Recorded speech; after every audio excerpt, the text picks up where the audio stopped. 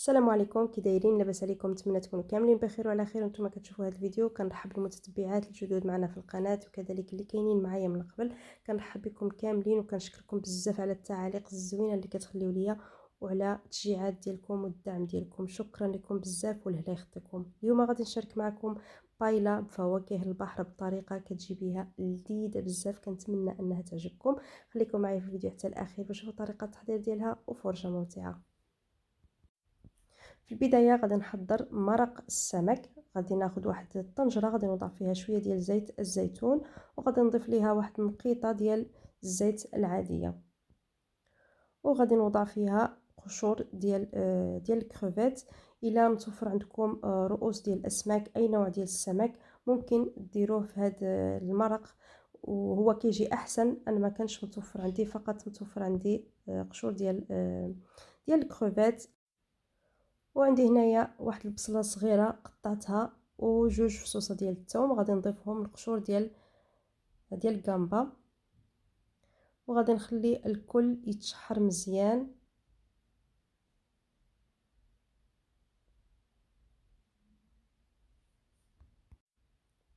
وغادي نضيف شويه ديال هنايا درت نصف ملعقه ديال الملحه وغادي نضيف شويه ديال الابزار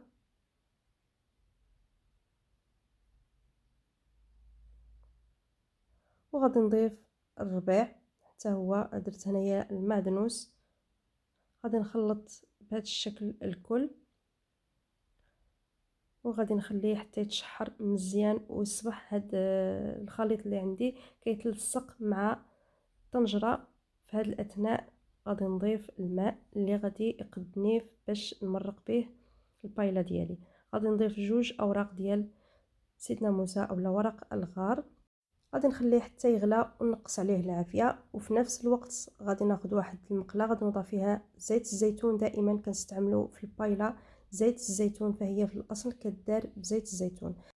وغادي نضيف الرز. انا هنا استعملت الرز اللي كيكون كيجي باللون الاصفر، يعني الرز العادي.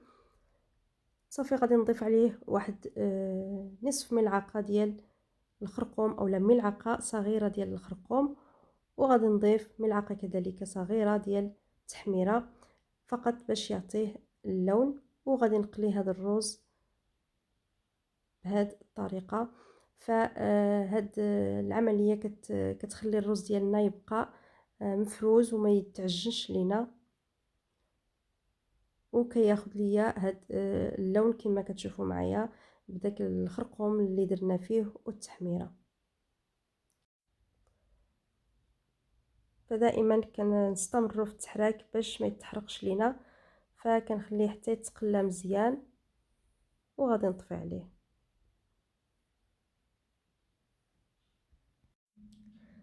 غادي ناخذ واحد المقله اللي غادي ندخلها في الاخير للفران. غادي نوضع فيها زيت الزيتون دائما وكنضيف ليها واحد النقيطه ديال الزيت العاديه. انا ما عنديش المقله الخاصه بالبايلا، فهذه اللي متوفره عندي. الا عندكم المقله الخاصه بالبايلا فيكون احسن تستعملوها. هنايا عندي واحد البصله اللي كتكون متوسطه الحجم شلطها بهذه الطريقه. وعندي فلافل الوان وواحد 4 ديال الفصوصه ديال الثوم. غادي نوضع في البدايه البصل وغادي نخليه يتشحر مزيان. عاد غادي نضيف ليه باقي ديال الفلافل اللي باللون الاخضر والاصفر والاحمر. وغادي نضيف واحد 4 ديال الفصوص ديال الثوم. انا غادي نحكهم هكذا في الحكاكه. نتوما الا بغيتو غير تقطعوهم يعني ممكن. فالبايلا كدار فيها يعني كميه لا باس بها ديال الثوم كتجي احسن. وغادي نضيف نصف ملعقه ديال الملحه. الملحه دائما كتبقى على حسب الذوق. هنايا غادي نضيف الابزار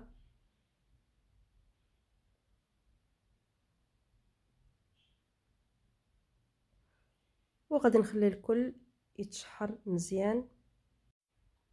هنايا غادي نحيد هاد البصله وهاد الفلافل على جنب وغادي نوضع الكروفيت اللي غادي نزين بهم البايله غادي نقليهم هكذا شويه، غير واحد 4 ديال الدقائق حتى ل5 ديال الدقائق. كما كتعرفوا البايله عفوا الكروفيت ما كتاخذش بزاف ديال الوقت في الطياب، فانا غادي نقليها شويه في هاد يعني في نفس المقله، وغادي نحيدها على جنب، وغادي نخليها حتى الاخير باش نزين بها البايلا كما قلت لكم.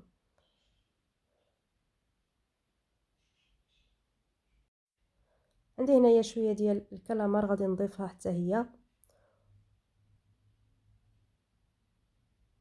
وغادي نضيف واحد 2 اوراق ديال سيدنا موسى اولا ورق الغار. بالنسبه للكميه ديال الكلامار فانا ما ذكرتهاش لانني درت الكميه اللي غادي تقدني انايا، فانتوما يعني ديروا الكميه اللي غادي تناسبكم حتى نتوما. وبالنسبه للاسماك فمن الاحسن في البايلا نديروا اسماك اللي تكون طريه، يعني كتكون فريش باش كتجي في المذاق احسن. وكنضيف واحد مطيشه صغيره اللي محكوكه، وكذلك كنضيف شويه ديال الجلبانه، وكنخلي الكل فوق النار يتشحر. هنايا خديت شويه ديال زعفران شعره وضعته في شويه ديال الماء سخون، وغادي نحتفظ به حتى نمرق البايلا. هنايا غادي ناخذ الروز اللي قليت في زيت الزيتون مع الخرقوم والتحميره، غادي نضيفه على باقي المكونات اللي عندي، ونخلي الكل يتشحر حتى تجانس ليا هاد العناصر مع بعضياتها.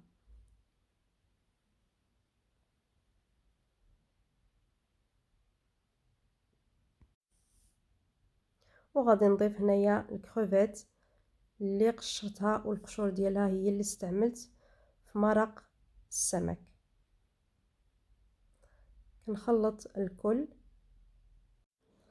غادي نضيف شويه ديال اولا نصف ملعقه ديال التحميره، وغادي نضيف شويه ديال الملحه، دائما الملحه كتبقى على حسب الذوق، وشويه ديال الابزار. بالنسبه للتوابل فهذه هي التوابل اللي استعملت، ما غاديش نضيف شي توابل اخرى. وغادي نضيف هنايا مباشره المرق اللي حضرت معكم، واكيد كنكون صفيته من داك القشور ديال الكروفيت. وغادي نضيف حتى داك زعفران شعراء اللي كنت وضعت في شويه ديال الماء. صافي غادي نخلي الكل فوق النار، غادي نخليه حتى يغلى، وغادي نقص عليه، وغادي نخليه يطيب نصف طيبه. في هذه الاثناء غادي ناخذ مقيله اخرى، غادي نوضع فيها شويه ديال الزيت العاديه، وغادي نضيف ليها بوزروق اللي غادي نزين به البايله. غادي نضيف شويه ديال الملحه، وغادي نضيف كذلك بودره الثوم، وغادي نضيف التوابل ديال السمك، وغادي نعصر شويه ديال الحامض، وغادي نخلي هاد البزروك يتقلى فوق النار، وغادي نطفي عليه.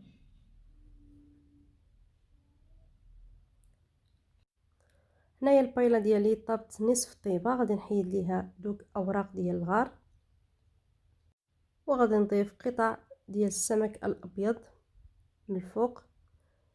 الا متوفره اكيد ماشي ضروري انكم تستعملوا جميع الانواع اللي استعملت انا ديال السمك، ممكن تكتفيو غير بالكروفيت والكالامار. وبالنسبه للبايله ديال الروز فكيدار فيها الدجاج، ولكن انا ما كنفضل انني نديرها بفواكه البحر بوحدهم.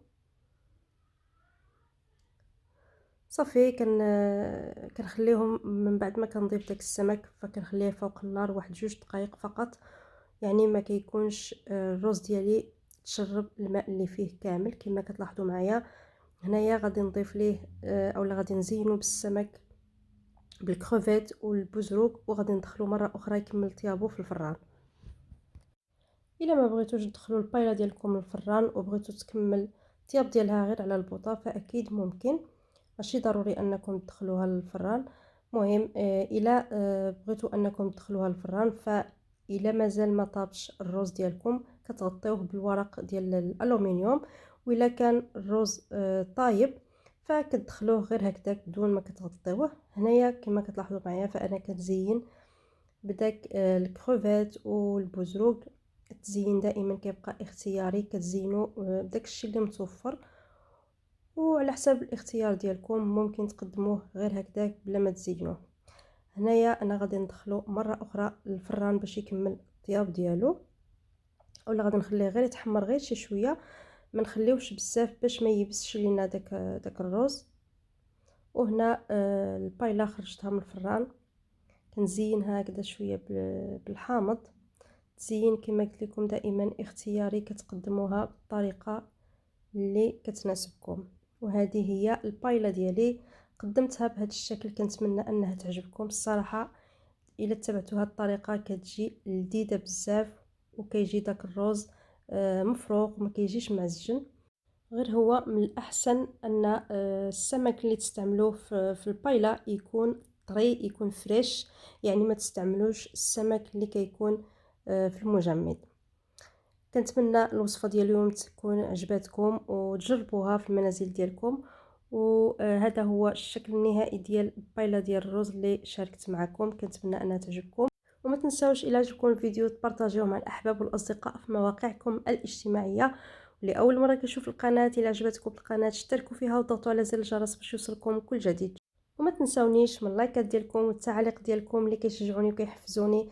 شكرا بزاف على حسن المتابعه، الى فيديو قادم ان شاء الله. بسلامه.